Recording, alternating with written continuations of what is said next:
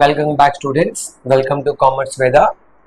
As a continuation of bank accounting, this is CMA problem, cost price method, and branch debtors method. This question is for branch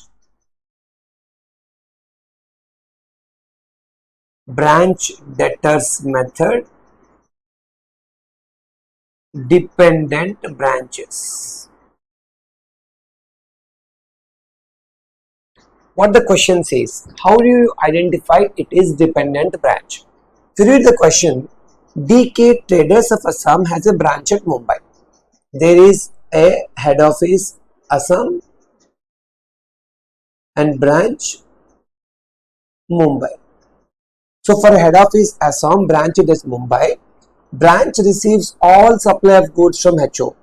Every good branch receives from head office from the following particulars relating to Mumbai branch for the year ended 31st March. Prepare branch account and goods sent to branch account in the books of head office. Here they are asking you to prepare in the books of head office and all supplies from head office. So it is a dependent branch. And the method to be followed is, they asked you to prepare branch account and goods sent to branch account, two accounts. So branch account we prepare only in branch debtors method, and this is only at cost price, no invoice price involved. See, it's clearly mentioned here, cost. So only at cost price. So with the information given in the question, one is HO sends all supplies to branch and prepare branch account and goods sent to branch account in the books of head office. These are the hints that it is dependent branch and branch debtors method at cost price. Understood? How to read the question is important. If you read the question perfect, your solution will be very, very simple to do. Now let us go into the solution. Here I need to prepare two accounts. I am dividing the page into two parts. This side I am preparing branch account. Which branch? Mumbai branch account.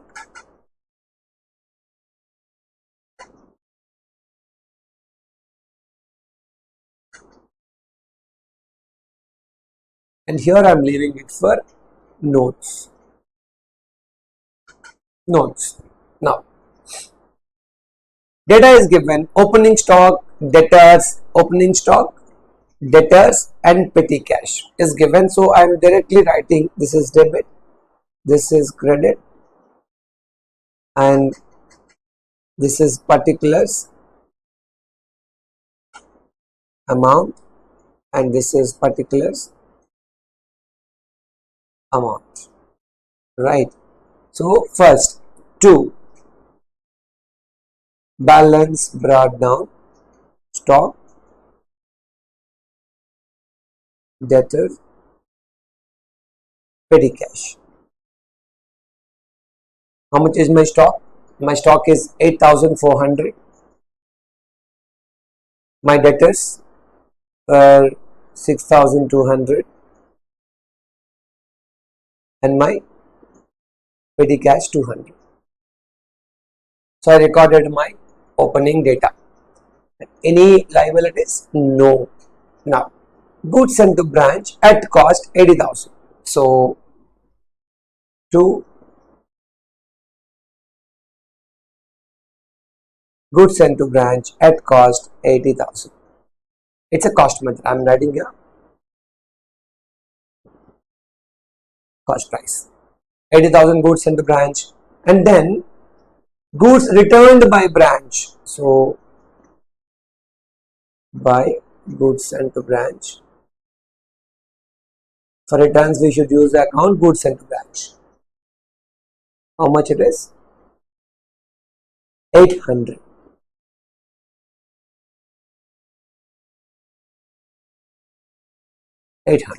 Now, and cash sales, you need not consider here. Credit sales, no as of now. Cash received from debtor, as of now, no. And cash received, bills received from debtor, not considering here in the branch account. Cash sent to branch for expenses, yes, I should record. So cash sent to branch, to bank, one is for salaries, the other one is for petty cash. Salaries and petty cash. How much? 3,800 and 400. So we ignored all the internal transactions as discussed. We are not considering any internal transactions that we will do only in memorandum accounting. And what else? Bills received, expense, stock at branch. Stock is also given, closing stock is given. So I'm writing here by balance carried down stock. What is stock? 6,400. And debtor, how much is the debtor? You don't know. And petty cash. What is petty cash closing balance? 300. So now you don't know your debtor. So you should not write question marks in the examination, just you don't know your debtor. So how do you identify? We need to do memorandum debtor account. So it's a working note. To balance brought down, debtors balance was 6,200. To sales, credit sales only, which is 46,000. Credit sales 46,000 and credit sales and cash received. By cash you received how much? 18,800. Bills receivable received. So by bills receivable received from debtor 20,000 and nothing else, no returns, no bad debts, no discount. So what I did, I finished this, and I finished this. These are all I considered in my memorandum debtors, and this I considered in my branch and branch and branch and branch, and this I should identify. So almost everything is considered. Coming down, by balance carried down. So your debits are 46,000 plus 6,200, which is 52,200, and your credits are, so 52,200 minus 18,800 minus 20,000. Your closing debtors were 13,400. So based on the information, balance, credit sales only, and then collection and bills receivable, both you took, and you got 13,400 as debtors. You can write working note 1. Done. So, and one more thing we need to do is by cash, how much cash collected. Every cash received at branch must be sent back to the HO except petty cash. So now we'll see what is the cash. Here cash received and paid the expense, so it won't be sent back. So what is sent back? Cash sent to HO. This is note 1. This is note 2. Cash sales you received. How much is amount received on cash sales? 72,000.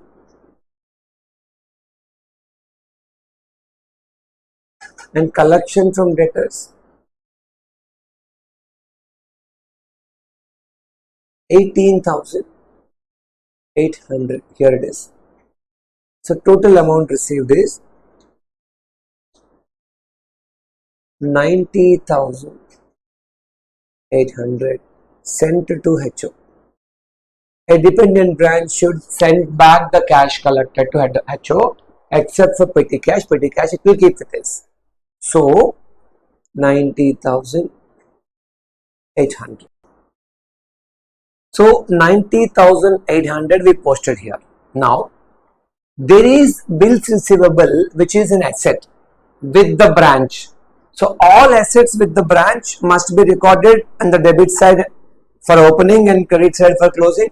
So this 20,000, suppose if it is paid in cash, it would have given back to the HO.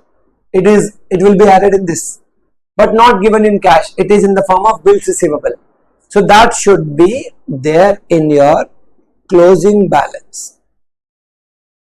Bills receivable 20,000.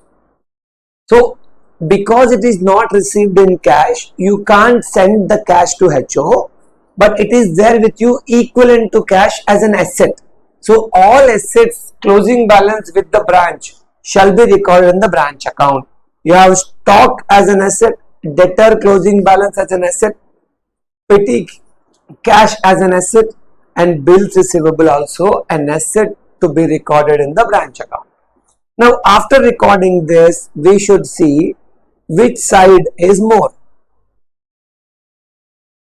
So if I add my debits, my total debits are 8,400 plus 6,200 plus 200 plus 80,000 plus 3,800 plus 400.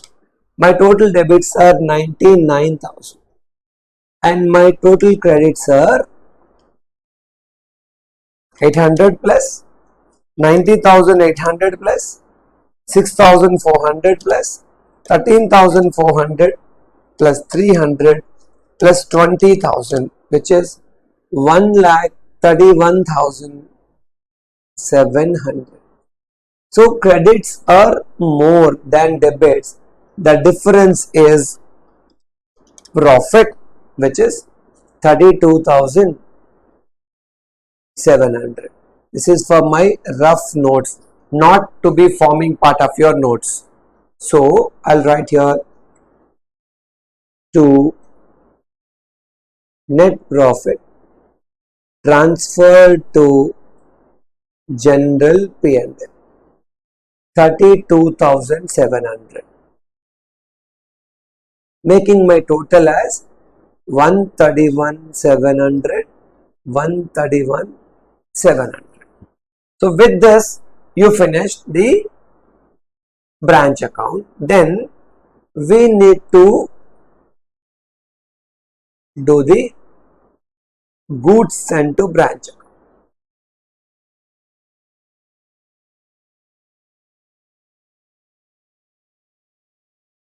Because the question specifically asks you to prepare branch account and goods sent to branch account. This is a simple account. See, there is a debit in branch, so it should be credit by branch account 80,000.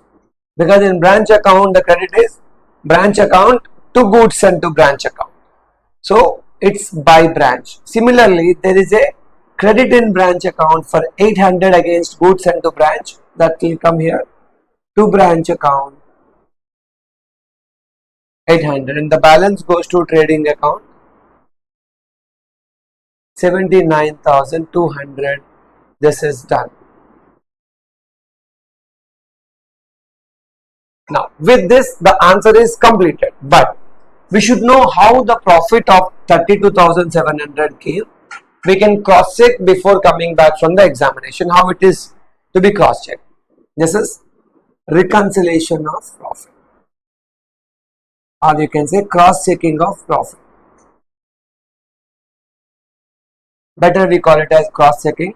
Don't use the word reconciliation. We'll call it as cross checking. Now What are my sales? I have cash sales, I have credit sales. My cash sales are 72,000 and my credit sales are 46,000 and no returns. So 72,000 plus 46,000, total sales were 1,18,000. This is one way I should keep. And my cost of goods sold. How do I get it? Opening stock. Opening stock in the question here is 8,400. Goods sent to branch received from HO 80,000 and goods returned 800. So if I adjust this 8,400 plus 80,000 minus 800, 87,600 shall be my stock sold. However, I have my closing stock left. My closing stock in the books left here is 6,400. So what is my COGS? Is 87,600 minus 6,400, 81,200. My sales are 1,80,000. My COGS is 81,200. The difference, sales 1,18,000, COGS 81,200. So what is my gross profit? My gross profit is 36,800. I got my gross profit. And my expenses, if I see, salaries and petty cash expense. What is my salary expense? In the question, my salary expense is 3,800. My salary expense is 3,800. And my petty cash expense, I should do it here. Opening petty cash in my books is 200. Petty cash received is 400. Closing balance is 300. So, if I do like this, opening petty cash 300, 200, and petty cash received 400. Opening petty cash 200, petty cash received 400, and closing petty cash is 300. It means my expenditure, I have 600, opening 2 and received 4 to be 6, and closing is 30. This is opening, this is received, and this is closing. So net I spent 300 rupees as my expense. So my total expense is 4,100. So gross profit 36,800 and expenses 4,100. My net profit should be 36,800 minus 4,100, 32,700. Preparing my branch account, I should get my answer as 32,700. Go back and check your branch account. Your net profit is 32,700. By passing all the entries, the work branch account, memorandum branch debtors account, cash sent to HO, and goods sent to branch, all these accounts you prepared to know your profit is 32,700. But there is a small way to check this. Your total sales 1,18,000, your cost of goods sold 81,200, and your gross profit is 36,800. As against the gross profit, you have expenses, salaries, and petty cash expense. Total 4,100. So 36,800 is your gross profit, and 40,100 is total expense, making your net profit as 32,700. You can come out of the examination hall with complete confidence that My answer is absolutely correct. If it is a 6 marks question, you will get 6 out of 6 if you know your answer is correct. This is all about the cost price method, branch debtors, dependent branches. With this, signing off with this method. We'll meet again with some next question with invoice price method.